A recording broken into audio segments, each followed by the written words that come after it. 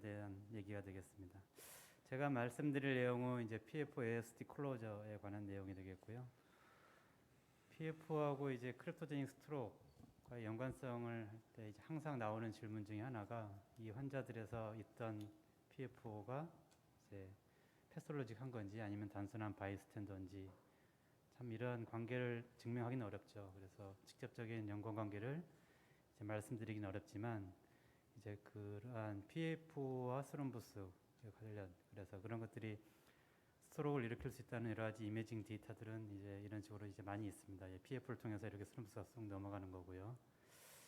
우리 환자도 한 명 있었는데 젊은 남자고 숨이 차서 왔는데 교통사고로 이제 힙 프랙처 수술을 받은 며칠 전에 전혀 리스크 팩터가 없습니다. 전혀 없는데 갑자기 숨이 차서 왔고 혈압이 낮고 레이트 빠르고 그래서 펄머너리 엠볼리즘이 충분히 의심되는 상황이었고 역시 CT에도 보시면 휴지한 그 스럼버스 펄머너리 엠볼리즘이 관찰됩니다.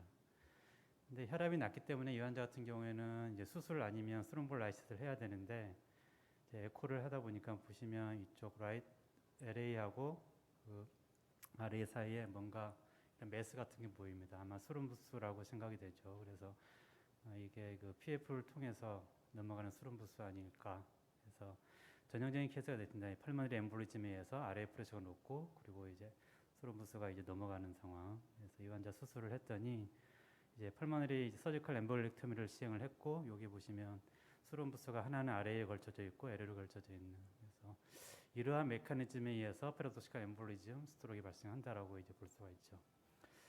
그래서 초기 스터디들을 많이 시행을 했었습니다. RCT를 시행했었는데 PF 클로저군과 메디컬 트리트먼트군을 비교를 해봤더니 처음에는 이제 모든 환자를 대상으로 해서 그런지 어떤 베니핏이 없었습니다. PF 클로저가. 그래서 이러한 데이터를 이제 바탕으로 해서 세컨 라운드를 시행을 했었는데 이 당시에는 좀 더 하이 리스크 이제 그 하이 리스크 환자만을 실렉션해서 시행을 했더니 이제 PF 클로저가 약물 치료에 비해서도 효과가 있더라라는 데이터들이 나와서 현재 아마 PF 클로저에 대해서는 이제 그 하이 리스크 환자들에서 하는 게 좋겠다라는 게 컨센서스가 되겠고 이러한 데이터를 이제 근거로 해서 많은 가이드라인이 업데이트가 됐습니다. 2014년도 미국 쪽 가이드라인이 있겠고 나이스 가이드라인 그리고 뭐 각 국가별로 이런 것들이 있었고 비교적 이제 유럽적 가이드라인이 빨리 이제 업데이트가 됐는데 2019년도에 ESG 가이드라인이 업데이트됐고 그리고 프랑스 쪽에서는 이런 엑스퍼트 컨센서스 이런 식으로 이제 마련됐습니다. 그래서 비교적 2019년도 가이드라인을 보면 유러피안 가이드라인에서는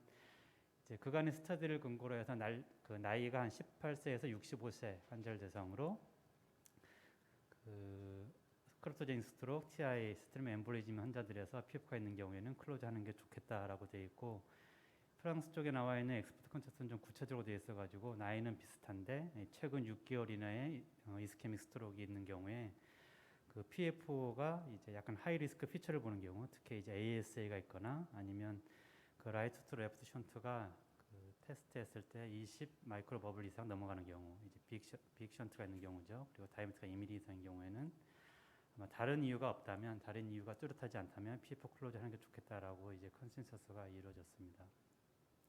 이런 자들이 이제 PF인데 이제 그레이드 3죠. 버블이 엄청 이제 발살발했을 때 많이 넘어가는 그런 환자들이 되겠죠. 이런 식으로 넘어가거나 또는 이제 ASA가 이렇게 심하게 있는 환자들에서는 만약 스트로크가 있다면 PF에 의해서 생길 가능성이 높으니까 PF 클로즈가 도움이 되겠다라고 생각을 할 수 있을 것 같습니다.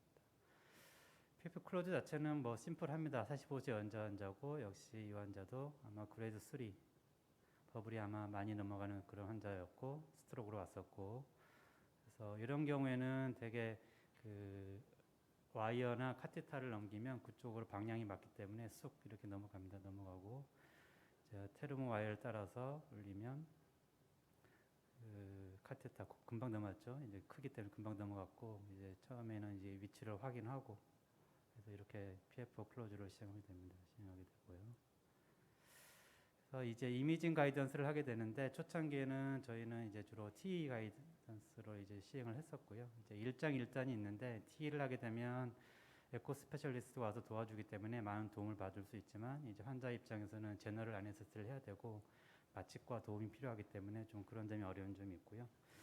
최근에는 이제 TE보다는 이런 아이스 가이드 하에 이제 PF 클로즈를 많이 시행을 하고 있습니다. 그래서 제너럴 아네스테가 필요 있다는 장점이 있고, 이제 비교적 그 셉툼을 전체를 우리가 이벨루션 할 수 있다는 그런 장점이 있는 반면, 이제 오퍼레이터가 모든 책임을 지고 해야 됩니다. 이게 이미지도 직접 관리해야 되고 이런 식으로 해서 그런 장단점이 있을 수 있습니다. 그래서 전에 이제 PF하고 ASD 클로즈의 이제 차이가 뭐냐라고 이제 한번 강의를 한 적이 있었는데,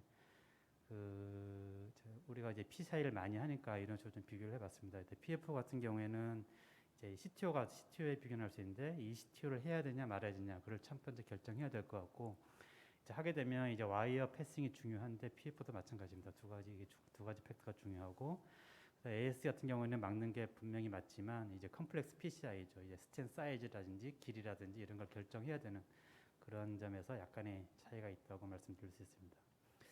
56세 남자 환자인데 이제 그레이드 3의 PFO가 있었습니다. 크게 보이죠? PFO가 있었고, 저희는 대개 첫 번째 이제 트라이를 035 테르모 와이어를 이용해서 6프렌치 멀티포트 카테트를 이용해서 그 리전을 통과시켜 봅니다. 그래서 이 환자처럼 이제 큰 경우에는 이렇게 이제 그 와이어가 금방 넘어갈 수도 있고, 그 다음에 카테탈 그 근처에 하게 되면은 금방 쑥 넘어갑니다. 쑥 넘어가고, 비교적 이제 어렵지 않게 이런 경우는 와이어 통과되는 경우죠. 통과되면 이제 그 엔조로 확인할 수도 있고, 뭐 세트렌 체크도 할 수 있지만, 그 아이스를 보게 되면 거길 통과한 이 카테타가 이제 확인됩니다. 그래서 확인되면 이게 잘 넘어갔구나 확인돼서 다음 프로시저를 시행하면 되고요. 52세 남자 환자고, 이 환자는 이제 그레이드 2의 PF가 있었습니다. 아까 환자보다는 조금 버블이 적게 넘어가는 2였는데, 그래서 이제 유저한 방법으로 테르모 와이어 6브랜치 멀티포트 카테탈 이용해서 거기를 추라이하는 거죠, 패싱을.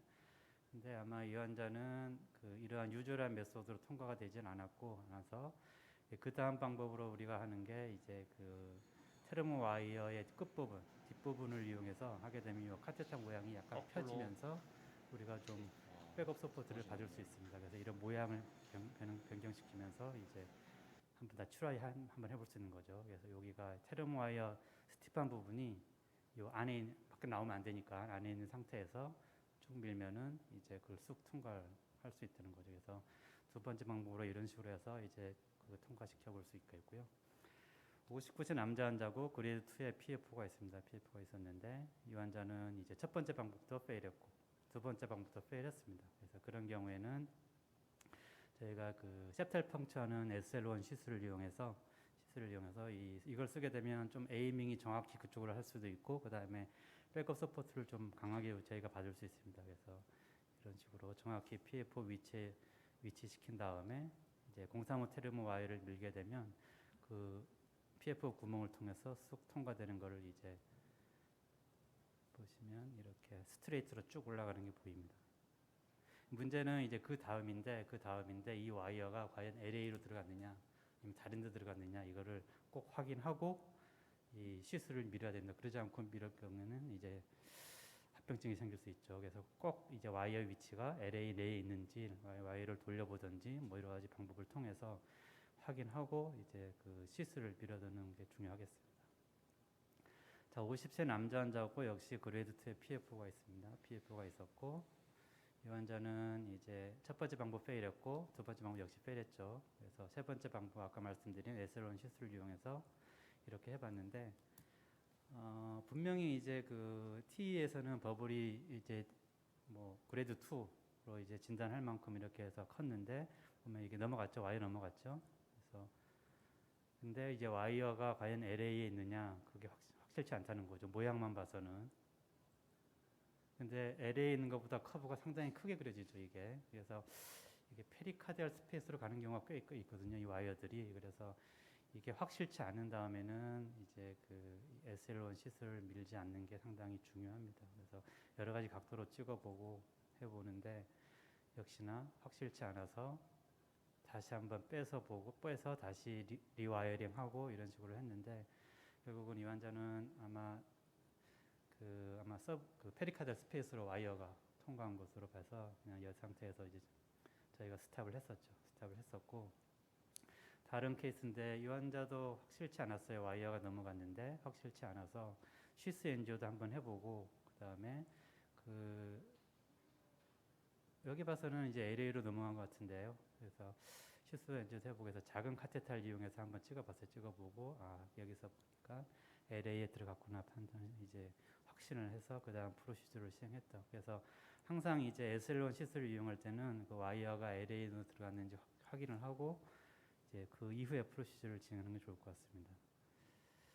그래서 아이스를 잘 활용을 하면 이 아이스가 이제 이미징이 좋기 때문에 이런 식으로 정확히 PF를 통과했는지 확인할 수 있습니다. 그래서 여기 보면은 시스가 여기고 끝에 와이어 보이거든요. 그래서 이런 것들을 활용하면 아이스의 도움을 받고 우리가 이제 LA로 들어갔는지 확인할 수도 있습니다. 이 환자는 이제 그레이드 3의 PF가 있던 환자고 여기 분명히 보이죠? 뭔가 디펙트가 보이고 PF가 있다고 확신을 했죠. 이거 보고 그래서 시술을 했는데 첫 번째 방법 페일했고 두 번째 정도 페일했고 그 다음에 이제 SL1 시술을 이용해서 이제 아무래도 이게 통과가 안 돼요. 분명히 T에서는 틈이 있어 보이는데 통과가 안 된다는 거죠. 그래서 IS를 봤더니 분명히 와이어는 거길 에이밍하고 있죠. 그럼에도 불구하고 통과하고 있지 않다. 이거는 이제 방향은 분명히 맞은데 통과 안 한 거 봐서는 이 환자는 아마 PF가 없는 걸로 그렇게 판단을 해서 이제 시술을 그만둔 그런 케이스가 되겠습니다. 그래서 만약 SL1 시술까지 해서 안 된다면 그냥 이 환자는 뭐 없거나 아니면 그레이드 1 이하의 PF라 생각을 하고 이제 스탑하는 게 맞겠다는 생각이 듭니다.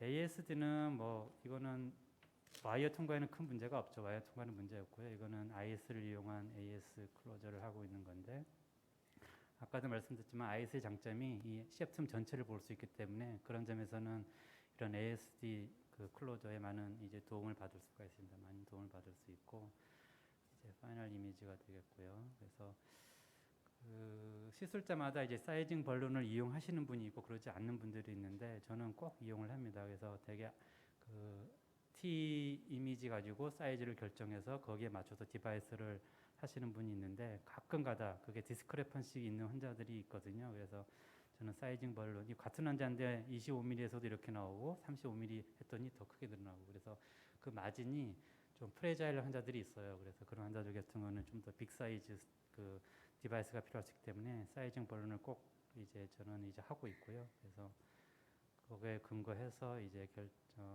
사이즈를 결정해서 이렇게 디플로이먼트를 하고 있고 넣고 나서는 이제 위글 테스트를 꼭 해봐야 되죠. 이게 당기고 밀고 그러면서 이제 안정적으로 유지되고 있는지 꼭 한번 확인해 봐야 될 것 같고요. 그래서 파이널 이미지가 이제 되겠습니다. 그리고 이제 우리가 사이징 벌룬을 해야 되는 또 하나의 이유가 그 T에서 여기서 보면 우리 환자인데 61세 남자였는데 T를 했는데 여기서 보면 이제 그 ASD가 있다고 나왔는데 1.5, 1.0 그죠? 한 15mm, 10mm 사이즈라고 나왔고 정타입 나왔는데 이제 하나 있다고 생각을 했죠. 저는 이제 하나 있다고 생각을 했는데 이제 와이어 통과하고 나서 이렇게 벌루링 했더니 여기 보면 4.8 그래서 T에서 보인 거랑은 좀 달라요. 이상하다라는 거죠. 분명히 아까 1.5라 그랬는데 그는 15라 그랬는데 이제 4.8밖에 나와서 그러면 ASD가 여러 개 있고 다른 데로 통과한 건가 이렇게 판단할 수 있는 거죠. 그래서 다시 와이어를 빼고 해봤더니 역시 그 옆에 이런 멀티플 ASD가 있었다는 거죠. 그래서 T에서 멀티플 ASD를 가끔 놓치는 경우가 있어요. 그런 점에서도 이제 꼭 ASD 같은 경우에 이런 벌루링을 해서 사이징을 해보는 게 좋을 것 같습니다. 그래서 이 환자 같은 경우에는 여기에 맞춰서 디바이스 실렉션을 했고 이제 하나 가지고 두 개 다 그 거리가 가까웠기 때문에 그런 의미에서 AS 시술할 때는 이제 사이징 벌룬을 하는 게 좋지 않을까라고 저는 개인적으로 생각을 하고 있습니다. 결론을 말씀드리면 이제 PFO는 뭐 환자 이제 실렉션이 중요할 것 같고요. 이 환자를 해야 될지 말아야 될지 그리고 두 번째는 이제 와이어 패싱에 대해서 아까 말씀드린 그런 방법을 통해서 와이어 패싱하는 게 중요하고 그 다음에 시술은 뭐 상당히 간단하고요.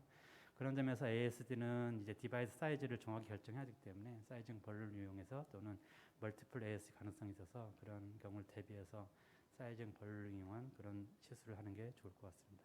네, 감사합니다.